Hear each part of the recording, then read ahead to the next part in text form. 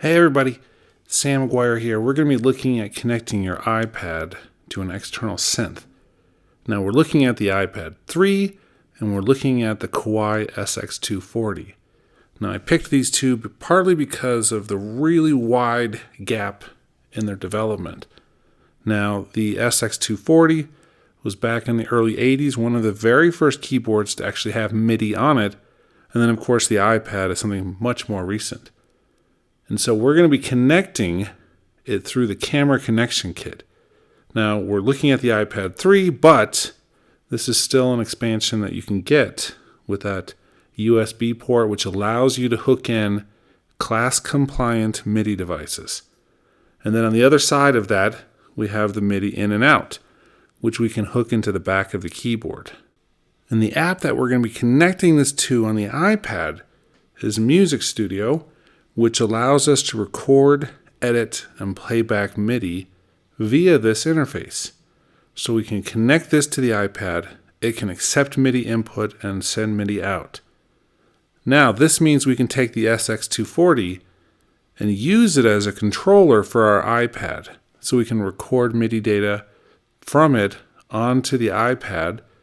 And if we want, we can use the iPad then to trigger the SX240 and the sounds that are on it. And we're going to demonstrate how to do both of these things. So first of all, we've got our connections made. Let's now test it out to make sure that we're getting sound when we play the SX240 on the iPad.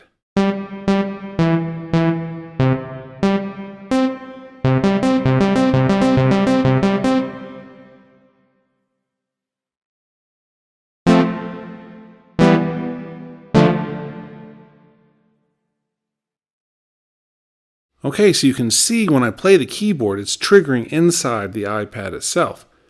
Let's go into our setup so I can show you where this is in this particular app.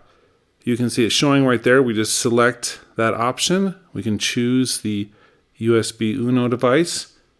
And that's really all it takes. But we also want to come in here to the core MIDI options and tell the MIDI out channels to also be activated. So we have our inputs and outputs activated. That means we're going to be able to then trigger the device. Create a new project.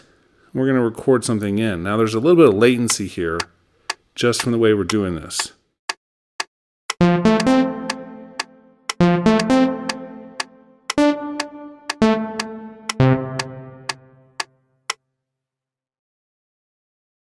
So you can hear the difference there in the timing. That's just because of the way the screen capture is working.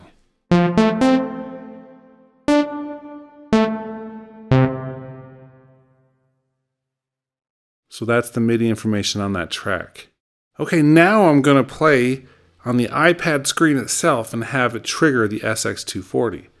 Because that's one of the other things I want to show you is how we can do that. You'll hear and see that it's pretty responsive, even though that synth has a little bit of buzz coming off of its output.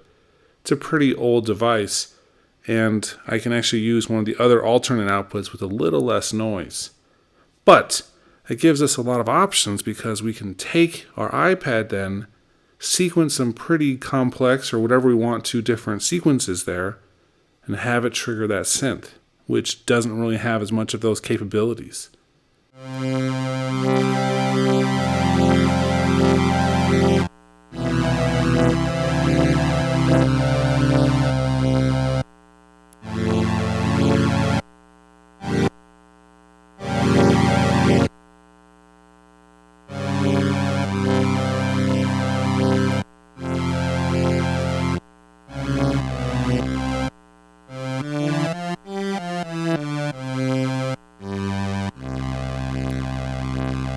Okay, that's all I really wanted to show.